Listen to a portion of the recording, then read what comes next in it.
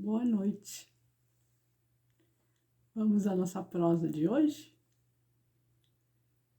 Tem um termo que eu queria falar, que seria a palavra fascismo. Vocês devem estar ouvindo isso para todo lado, e são poucas pessoas que poderiam defini-lo. Aliás, nem mesmo a forma que eu vou falar serve de muito boa definição, mas dá para poder moldar a ideia do que é, tá certo? O fascismo foi um regime econômico, social, de poder que aconteceu na Europa, na Itália e na Alemanha. Na Itália, teve como líder Benito Mussolini, e na Alemanha, teve como líder Adolf Hitler. O que aconteceu? Não vou entrar em cada um, mas posso dizer que são regimes que são autoritários, no sentido de que só um manda, o líder. Então, na Itália era Mussolini, na Alemanha era o Hitler. E a forma do regime é o seguinte, é totalmente fechado. Ou você concorda e se submete aos mandos e desmandos do ditador, porque isso são ditadores, ou você concorda ou você discorda. Acontece você continuar vivo depois de discordar. Então, o autocrata, ele normalmente não aceita opiniões divergentes e mantém o seu poder, o seu controle, dominando a população através de suas forças de repressão, que podem ser as instituições mesmo, então vamos falar polícias, o exército, ou então por milícias. No caso do Hitler, eu não estou bem lembrada mas tinha uma polícia, a polícia nazista, que era a SS. Então, não eram basicamente militares, mas eram pessoas fiéis ao Hitler. Sim, porque eles têm pessoas que brigam, morrem por eles e defendem as ideias daquele regime. Então, do nazismo e do fascismo. Também não posso falar muito sobre o assunto, mas posso dizer, por exemplo, que, para terminar, o fascismo na Itália, o povo tomou a cidade, me parece que foi Roma, e o que acontece? Invadiu e ele teve que parar, foi levado para a rua e ele foi linchado. Benito Mussolini, pendurado num poste. Hitler se matou, oficialmente. Ele se matou com um tiro. Dentro de eu esqueci o nome, é um bunker. É um lugar totalmente protegido, com paredes protegidas, ninguém entra, ele é trancado por dentro, quem entra lá é só quem ele quer mesmo, e dentro do bunker ele se matou, certo? Os seguidores mais leais dele também se mataram suas famílias. Mas teve alguns, esses são os mais ligados a ele, mas tiveram alguns que fugiram, inclusive para a América Latina. Parece que o Mengele, Joseph Mengele, que era um médico que fazia testes escabrosos e que com gêmeos, com deficientes e coisa parecida. Então, dá para vocês verem o nível das pessoas. São literalmente pessoas que têm a humanidade nenhuma. Eles simplesmente mandam e matam como se trocassem de roupa. Não são dignos de respeito. E quando a gente usa essas palavras para poder definir quem está no poder, vocês poderiam prestar atenção no comportamento dele. O que está acontecendo? Ele questiona qualquer instituição da República que conteste ou que conteste ou questione alguma coisa que ele fala ou faça. Então, ele já elegeu pessoas que são, vamos falar das instituições, que são inimigas por colocarem questões sobre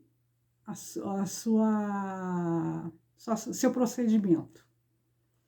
E aí a importância de que ele não seja reeleito, porque uma pessoa que deixou 700 mil pessoas morrerem à míngua, literalmente, não tiveram tratamento, não tiveram vacina, não tiveram nada, inclusive o apoio. O que ele está fazendo na educação? Está destruindo a educação, não só na básica, mas também na superior. O que acontece? A formação dos jovens que estão entrando no coisa do trabalho. Se eles não tiverem a educação de boa qualidade, se não tiverem um Estado que assim assuma isso e que faça políticas para isso, o que não está acontecendo agora. Muito pelo contrário, as faculdades, os institutos federais estão para pararem o seu funcionamento até o final do ano, porque não tem dinheiro para se manter. Isso é errado. E agora, se para você não faz diferença, para os seus filhos, para os seus netos, vai fazer. E eu tenho certeza. Tem uma coisa que eu postei no meu perfil antigo, na época da eleição, no ano passado, em 2018, que eu dizia que cuidado, porque vocês podem, dando um voto assim, podem tornar seus filhos inimigos. Sabe o que é isso? Vocês estão tirando o futuro deles, estão tirando a educação deles, estão colocando em risco a saúde deles, a segurança deles, porque se eles pensarem errado, diferente, eles simplesmente podem ser perseguidos por quem está no poder. Tá certo? Não vai pensando que não precisa não fazer nada, não, porque se eles não acharem que você faz, se eles acharem que ele está fazendo alguma coisa errada, certeza que serão perseguidos. E eu lembro de ter comentado uma coisa também em 2018. Pensar passa a ser errado. Presta bastante atenção. Eles querem que você não pense. Simplesmente execute. Faça alguma coisa, trabalhe, coma se tiver comida, viva se tiver saúde. É exatamente isso. Bom, continuando ao assunto, dia 30 vai ter a segundo turno da eleição. E nós temos que ter certeza que esse traste que está na presidência não vai se reeleger. E mais, Para tanto, precisamos votar em Lula, sim, e mais ainda, temos que votar. Essa última eleição foi muito, esse último primeiro turno foi bem complicado, porque precisou de coisa de polegar, eu esqueci, identificação com polegar lá. E aí o que acontece? Muitas pessoas não tinham isso, outras tantas tinham, e os aparelhos tinham dificuldade para poder reconhecer a digital. Filas enormes. E como diz o outro, tem muita gente trabalhando que de repente não está com vontade nenhuma que as filas andem, que as pessoas votem, entendeu? Vamos falar que vamos precisar de ter muita paciência. E eu vou te falar, para mim, vou citar o meu exemplo para vocês entenderem. Para eu poder sair para votar, tem que ter alguém dentro de casa para ficar com a minha filha. De repente, você não tem esse tipo de dificuldade. Você pode sair mais cedo, mais tarde, tanto faz, não vai precisar de ninguém para estar em casa. Então é isso. Se você tem essa liberdade, vá o mais rápido que você puder. Infelizmente, de repente, pode ter que enfrentar fila por conta desses problemas que eu falei. Mas vale mais você enfrentar uma fila e garantir que você vai ter direito de votar ano que vem, daqui a 4 anos, à vontade, do que você, nesse dia, ou deixar de ir, ou voltar nesse traste e, de repente, não poder votar mais. E olha, detalhe, não pode reclamar, tá? Porque se reclamar, morre. É assim que funciona, tá? É assim que eles fazem. Lembra que eles estão armados até os dentes? Fora as milícias, fora os militares. Já viu, né? Os CACs, né? Que são clubes de tiro. Não tem biblioteca não, mas clube de tiro tem. Nós só temos uma municipal lá na casa de Bárbara Eudora. Como é que fica? O pessoal não está preocupado em educação, eles estão preocupados em diminuir a população. É bem diferente. Portanto, não faz menor sentido se preocupar com 700 mil mortos, que podem ser seu irmão, seu pai, sua mãe, seu filho. Para eles não importa. E aí está a importância do voto. E eu comecei a falar sobre o meu contexto, que eu falei da minha filha, que precisa de ter alguém aqui em casa para que eu pudesse sair para votar. Então, eu vou falar de contexto. A minha vida toda é moldada, vocês devem estar ouvindo assim, meio espirro, se é tosse, ainda não descobri não, mas o que ela realmente quer é chamar a atenção. E ela está ouvindo eu falar. O que acontece? Ela é uma autista severo, ela é totalmente dependente. Eu preciso... Ela não tem autonomia nenhuma. Faço tudo por ela e o que eu estou fazendo aqui agora é porque eu decidi na minha vida para poder me manter viva ou com um pouquinho de lucidez, é que eu tenho que cuidar dela. Eu posso cuidar dela, mas eu também tenho que reservar um tempo para mim, para fazer as coisas que eu acredito, para poder falar, para poder escrever, porque eu escrevo, eu sou uma poetisa, eu sou uma escritora, então eu também tenho que trabalhar nisso. E isso chama-se contexto. Mais um pouquinho, tem a situação, por exemplo, a financeira é complicada, não posso trabalhar fora, eu tenho que trabalhar em casa. E é desse jeito, cada um tem o seu contexto. Você tem meus irmãos têm, meus vizinhos têm. E cada um cuida da sua vida e cada um vive o seu contexto. Então tem contas para pagar, tem saúde para cuidar, várias coisas.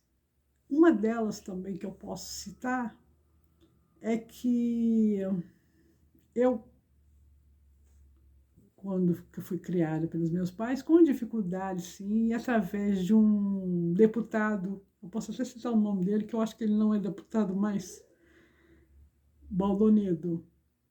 Meu pai conseguiu uma bolsa de estudos integral para mim, para que eu estudasse numa escola particular. E eu estudei no Instituto Auxiliadora, aqui em São João del Rei. E é como uma bolsa integral e ela passava de um filho para o outro, vamos falar assim. Eu estudei, meu irmão mais velho entrou no Instituto Auxiliadora para fazer o ensino médio, também com a bolsa, e o meu outro irmão também entrou para fazer o ensino médio, porque ele era uma escadinha. E a última foi a minha irmã, que reprovou e não perdeu a bolsa um ano.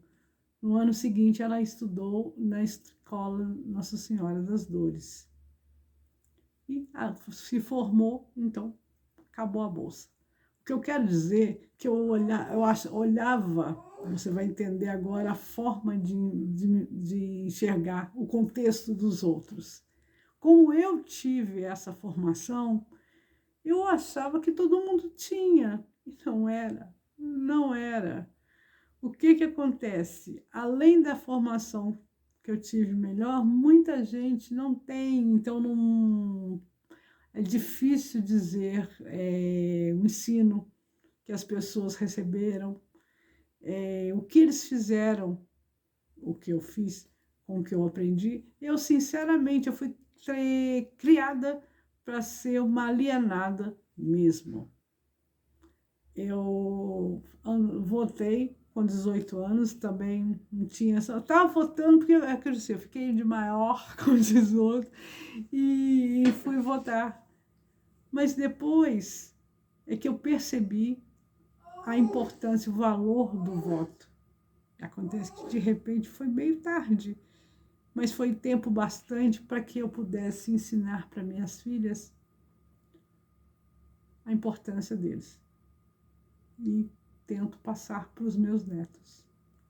Eu acho que todo mundo pode fazer isso, né? Mas é muito importante, justamente pela liberdade de eu estar aqui fazendo isso, mas eu sei que se eu não fizer isso, eu não vou estar contribuindo para que meus filhos e meus netos tenham. É isso. Essa consciência tem que aparecer de verdade, porque nem todos têm o que eu tive, ou têm, com dificuldade ou não. É isso. É isso. Boa noite. Pensa bem, tá?